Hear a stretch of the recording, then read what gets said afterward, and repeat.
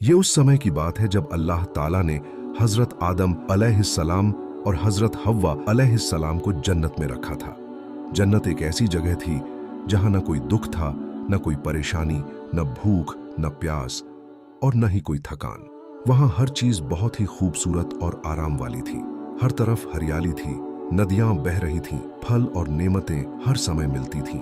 अल्लाह ताला ने उन्हें वहां हर चीज की आजादी दी थी, लेकिन एक खास हिदायत के साथ। अल्लाह ताला ने फरमाया था कि ए आदम, तुम और तुम्हारी बीवी जन्नत में रहो, जो चाहो खाओ पियो, लेकिन इस एक पेड़ के पास मत जाना और उसका फल मत खाना। यह एक छोटा सा इम्तिहान था, ताकि यह देखा जाए कि इंसान अल्लाह के हुक्म को मानता है या नहीं। हजरत आदम अलैहिस्सलाम और हजरत हव्वा अलैहिस्सलाम दोनों इस हुक्म को मानते थे और जन्नत में शांति और खुशी से रहते थे। लेकिन वहां एक दुश्मन भी था, इब्लीस। इब्लीस ने घमंड की वजह से अल्लाह का हुक्म नहीं माना था और उसे जन्नत से निकाल दिया गया था। वह इंसान का दुश्मन बन गया था। इब्लीस ने सोचा कि अगर वो हजरत आदम अलैहिस्सलाम और हजरत हव्वा अलैहिस्सलाम को भी बहका दे तो वो दोनों को जन्नत से निकाल दिया जाएगा। इसलिए उसने बहुत चालाकी से उनके दिलों में वसवसे डालना शुरू किया। वो उनके पास आकर कहता, अगर तुम इस पेड़ का फल खा लोगे तो तुम हमेशा के लिए जन्नत में रहोगे, कभी यहाँ से बाहर नहीं जाओगे और फरिश्तों जैसे बन जाओगे।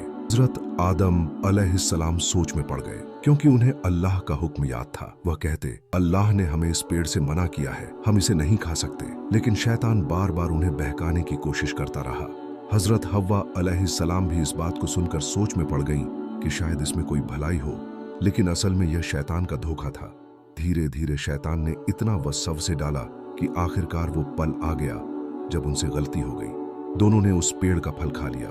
जैसे ही उन्होंने वो फल खाया, उन्हें तुरंत एहसास हुआ कि उनसे अल्लाह का हुक्म टूट गया है।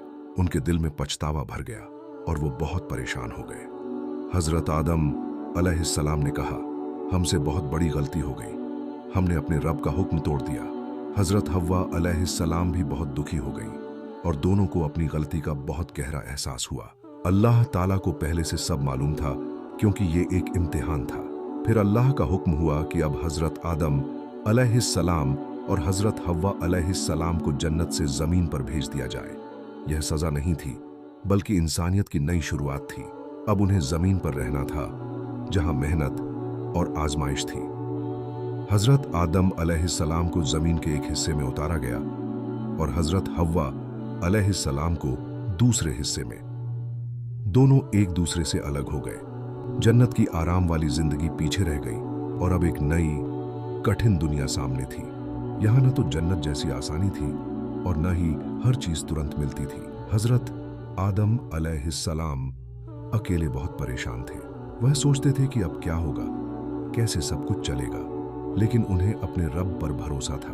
उन्होंने सच्चे दिल से अल्लाह से माफी मांगनी शुरू की। वह रोते हुए दुआ करते, ऐ हमारे रब, हमने अपने ऊपर जुल्म किया है। अगर तू हमें माफ नहीं करेगा और हम पर रहम नहीं करेगा तो हम नुकसान उठाने वालों में हो जाएंगे। अल्लाह ताला बहुत रहम करने वाला है। उसने उनकी सच्ची तौबा को कबूल कर लिया और उन्हें माफ कर दिया। फिर उन्हें हिदायत दी गई कि अब तुम्हें जमीन पर रहना है, इंसानों की नस्ल यहीं से आगे बढ़ेगी।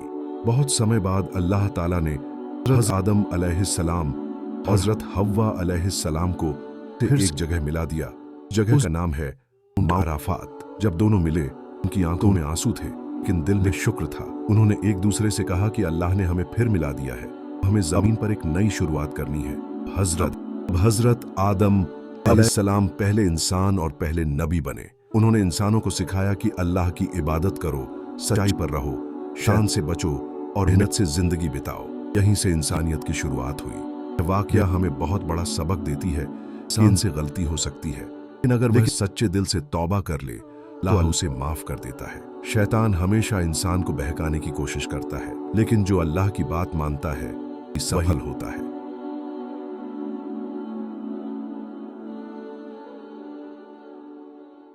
वीडियो अच्छा लगा तो लाइक, शेयर और सब्सक्राइब जरूर करना।